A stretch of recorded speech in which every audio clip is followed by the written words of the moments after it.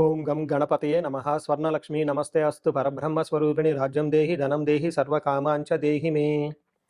స్వర్ణలక్ష్మి అమ్మవారు ప్రతి ఒక్కళ్ళకి ప్రతి నిమిషం చక్కగా ఆనందంగా మనం అందరం ఉండే విధంగా ఆశీర్వదించాలని, దానితో పాటు మనందరికీ ఒక అధికారము, పవరు, స్టేటస్ ఉండాలని, దానితో పాటు మనందరికీ సమృద్ధిగా ధనంతో పాటు మన అందరికీ మనలో ఉన్న అనేక రకాల కోరికలు కూడా తక్షణమే అమ్మవారు మనకి నెరవేర్చేలాగా మనకు అమ్మవారి యొక్క కరుణాకృప మన మీద ఉండాలని చెప్పేసి అమ్మవారిని ప్రార్థిస్తూ సెప్టెంబర్ మాసం యొక్క రాశి ఫలాలు ఎలా ఉన్నాయో మనం చూసుకుందాం.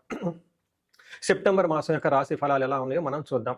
ఇందులో కనుక మనం గమనించుకుంటే ఈ మాసం మనకి చవితితో స్టార్ట్ అయ్యి మరలా చవితితో ఎండ్ అవుతుంది. ఈ మధ్యలో 11 రోజులు శ్రావణ మాసం, మిగతాది మనకి భాద్రపద మాసం ఉంది. ఈ మాసంలో మొత్తం టోటల్గా ఈ సెప్టెంబర్ మంత్లో మనకి కొన్ని ముఖ్యమైన రోజులు ఉన్నాయి. ఇవి ప్రతి ఒక్కళ్ళు సెలబ్రేట్ చేసుకోవాలని, అందరూ ఆనందంగా ఉత్సాహంగా ఉండాలని చెప్పేసి నేను కోరుకుంటున్నాను. అందులో ముఖ్యంగా ఫస్ట్ పండగ మనం చేసుకోవాల్సింది శ్రీకృష్ణ జన్మాష్టమి. సెకండ్ది పోలాల అమావాస్య. అంటే అది చాలా చాలా ముఖ్యమైన పండుగ. అమ్మవారు చాలా ఈజీగా మనందరికీ ఈజీగా వరాలు ఇచ్చే అమ్మవారిని మనం చెప్పుకోవాలి. ఎవరికైతే పిల్లలు చనిపోతూ ఉన్నారో, పిల్లలు సరిగ్గా ఎదగటం లేదో, ధనం మన ఇంట్లో ఉండటం లేదో, ఈ పండుగ జరుపుకోవాలి, ఈ పోలాల అమావాస్య అని చెప్పేసి నేను కోరుకుంటున్నాను. తర్వాత మనకి భాద్రపద మాసం స్టార్ట్ అవుతుంటే మనకి వినాయక చవితి స్టార్ట్ అవుతుంటుంది. దాని తర్వాత ఇంకొకటి ముఖ్యమైన విషయం ఏంటంటే, నేను అందరూ గమనించుకోవాల్సింది, మనకి పితృపక్షాలు స్టార్ట్ అవుతున్నాయి. వీటిని మహాలయ పక్షాలు అంటారు. ఇది 27వ తారీఖు నుంచి స్టార్ట్ అవుతుంది.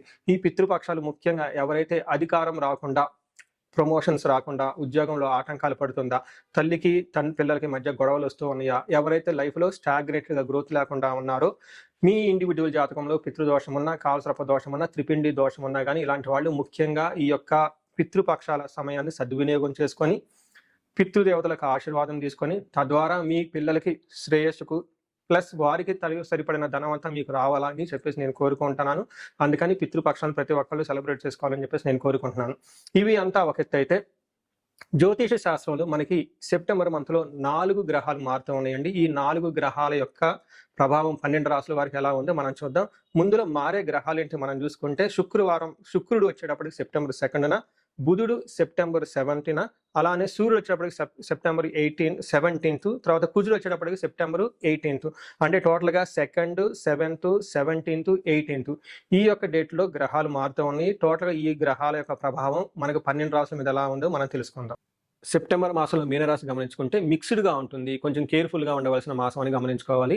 వివరాలు వెళ్ళే ముందు ఇందులో ఉన్న నక్షత్రాలు చూస్తే పూర్వభాద్ర 4వ పాదం, ఉత్తరాభాద్ర 1, 2, 3, 4 పాదాలు, రేవతి 1, 2, 3, 4 పాదాలంతా ఈ మీనరాశిలో ఉంటారు. అయితే పేరు బలం బట్టి మనం చూసుకుంటే దీ, దు, షం, జా, దా, దే, దో, చా, చి అన్న లెటర్స్ కూడా ఈ మీనరాశిలో ఉంటారని గమనించాలి. ఎవరిదైనా కనుక పేరు బలం పెట్టి చూసుకోవాలనుకుంటే వాళ్ళకి మోస్ట్ పాపులర్ అయిన పేరు ఈ పేర్లతో, ఈ అక్షరాలతో ఉంటే వాళ్ళది మీనరాశి అవుతుందని గమనించాలి. ఇందులో మనకి లఘు గోచారం, సూక్ష్మ గోచారం ప్రకారం చూసుకుంటే 7వ స్థానంలో, అంటే ఒక్కొక్క గ్రహం ఒక్కొక్క విధమైన రిజల్ట్ ఇస్తుంటుంది.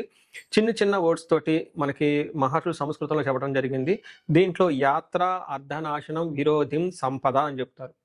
అంటే ఈ రాశి వాళ్ళు తీర్థయాత్రలు చేసే అవకాశం ఎక్కువగా ఉంటుంది, ధనాన్ని ఖర్చు పెట్టే అవకాశం ఎక్కువగా ఉంటుంది. వీళ్ళు ఏదైనా పని చేస్తే ఆపోజిట్, ఓకే, మీకు ఏమంటారు, ఇబ్బందులు పెట్టే విధంగా ఉండేవాళ్ళు ఎక్కువగా ఉంటుంది. మీరు చేసిన పనిని నాశనం చేయాలని, మిమ్మల్ని ఇబ్బంది పెట్టాలని చెప్పి చూసేవాళ్ళు ఎక్కువగా ఉంటారని గమనించుకోవాలి.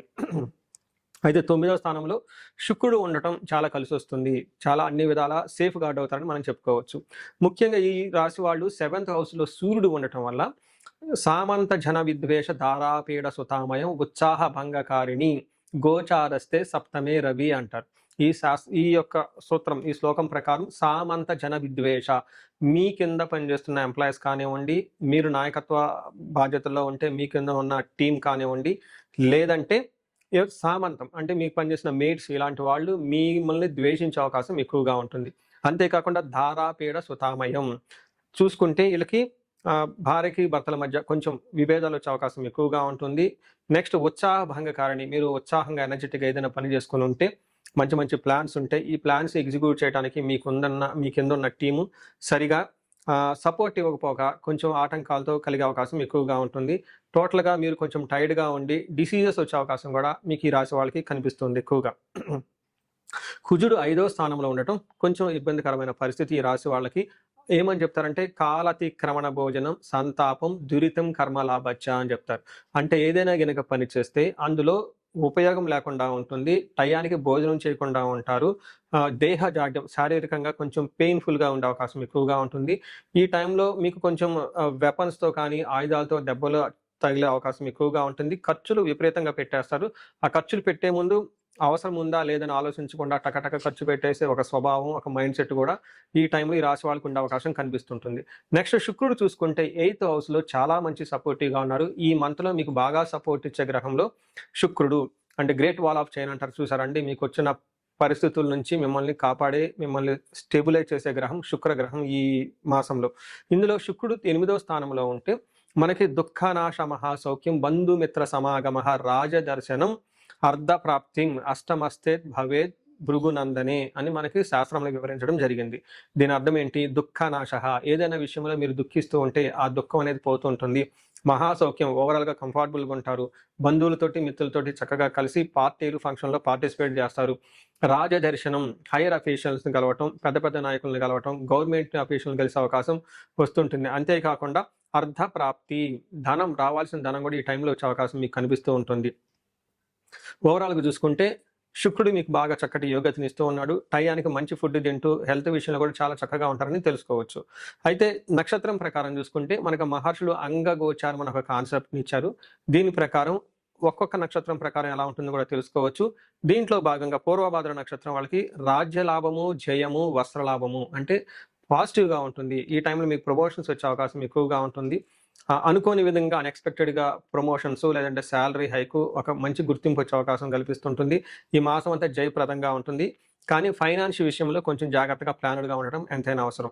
సేమ్ ఇలానే ఉత్తరాభాద్ర నక్షత్రం వాళ్ళకి ధన ప్రాప్తి, ధనం ఉంటుంది, జయం ఉంటుంది, రాజ్య లాభం ఉంటుంది. హెల్త్ విషయంలో జాగ్రత్తగా ఉండటం ఎంతైనా అవసరం.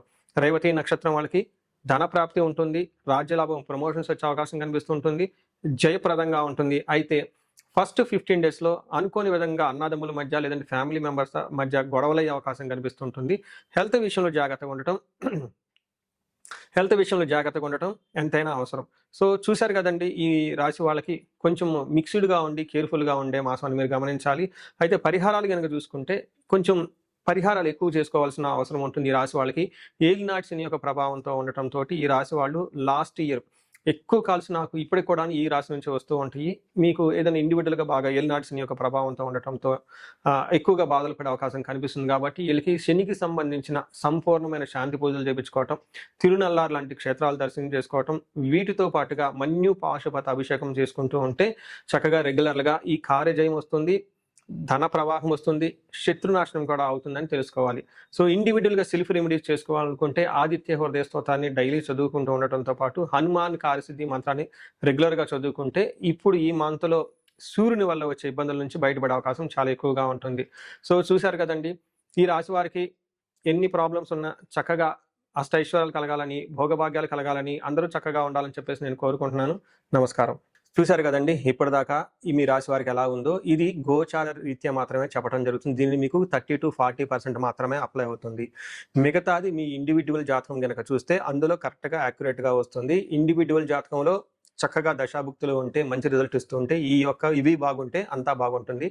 ఇన్‌కేస్ ఇండివిడ్యువల్ దశాభుక్తుల్లో సరైన రిజల్ట్ లేకుండా ఉంటే మీ జాతకం వ్యక్తిగత జాతకం సరిగా లేకుండా ఉంటే ఇవి వాటికి యాడ్ అయ్యి దానికి తద్వారా బేజులు చేసుకొని కరెక్ట్‌గా రిజల్ట్ అయితే వస్తుంది. మీ ఇండివిడ్యువల్‌గా జాతకం చూపించుకోవాలనుకుంటే ఈ స్క్రీన్ మీద కనిపిస్తున్న నెంబర్ ద్వారా మీరు నన్ను కనెక్ట్ అవ్వచ్చు.